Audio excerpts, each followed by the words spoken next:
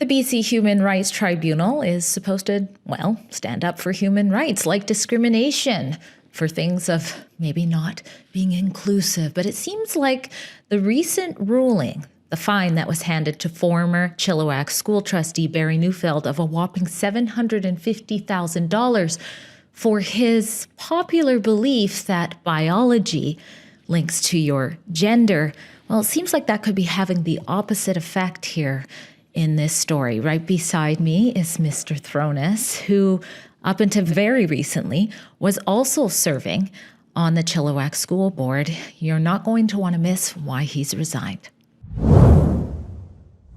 I was sad to hear that you resigned, but I think it's an important story to find out why. Why don't you take us back to when you first heard about that fine that Mr. Neufeld has? Well, really, a chill went through me because $750,000 plus interest, by the way, is more than probably Barry Neufeld will make in a year. And so it was sent for a different message. It was sent as a warning and a threat and a chill on free speech across BC.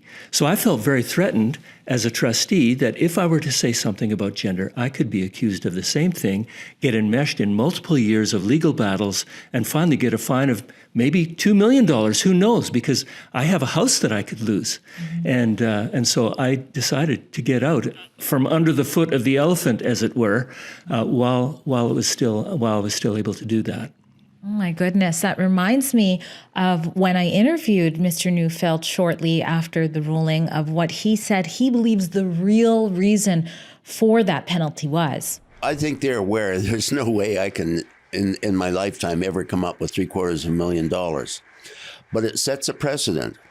And there are a lot of people that believe the same as me, that own a house, have a good job.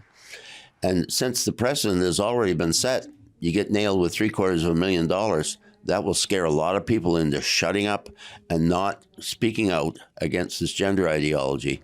So that's exactly what he said. For him, he's not going to make that money to pay that off in a lifetime. But for someone like yourself, there's a lot to lose. What do you make of the BC Human Rights Tribunal coming to a decision like that makes you feel less free in your ability to express not just yourself, but also the people who voted you in that feel the same way? Well, school board trustees are not legal scholars, and so none of them will know exactly when their speech might run afoul of the tribunal. So nobody from now on is going to say anything in the face of a $750,000 slapdown. They're not going to say anything about gender, even when they feel it's in the public interest to do so. And I felt that this was wrong. And so in order to say what I wanted to say, I had to step off the board and remove myself from the workplace, because as a trustee, you're an employer, and I didn't want to be accused of discrimination in the workplace. So I separated myself from the workplace and quit. And then I was able to say what I wanted to say about SOGI. And what is that? Well, SOGI is a sexual orientation and gender inclusion program across BC. And in the wake of the recent murders that happened, 8 people in Tumbler Ridge, I thought that should be suspended until we find out whether it had an impact on that young person, to exacerbate that young person's existing mental health problems. And that's what you would do for any other program. If you had a chemistry program that resulted in an explosion that killed 9 people, what would you do? You'd immediately suspend that program and have a searching inquiry. But there is no abundance of caution on gender issues with the BC government. And so I'm afraid that that's not going to happen. But at least I wanted to say my piece, that SOGI needs to be re-examined. And so that's another reason why I quit. Now, for those of you who might not be familiar with our coverage at Rebel News on the Chilliwack School Board, I think your school board that you were serving in is sort of unique when it comes to this issue. At one point, for example, when Mr. Neufeld was still serving, it was almost like half were very pro-SOGI, almost activists for it, and half were against it. And now we see in more recent years, it's kind of shifted to having more advocacy for SOGI. But you also served in the legislature too. So people in the public have faith in you.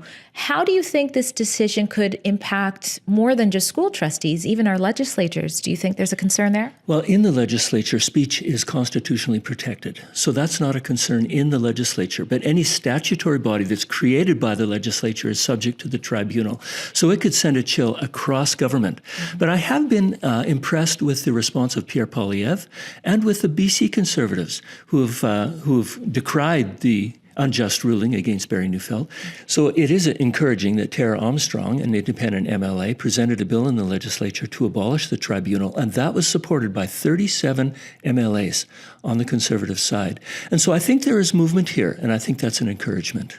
But until then, they have put in stone all the things that I believe to be wrong. And they've said that everything progressive is right, and they've cemented that in precedent now, legal precedent, and I think that is very bad for our province and bad for free speech.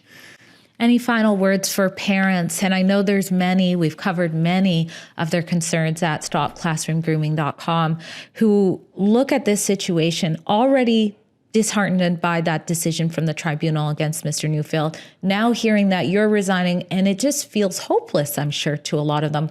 What advice do you have to them, the parents who want SOGI out still?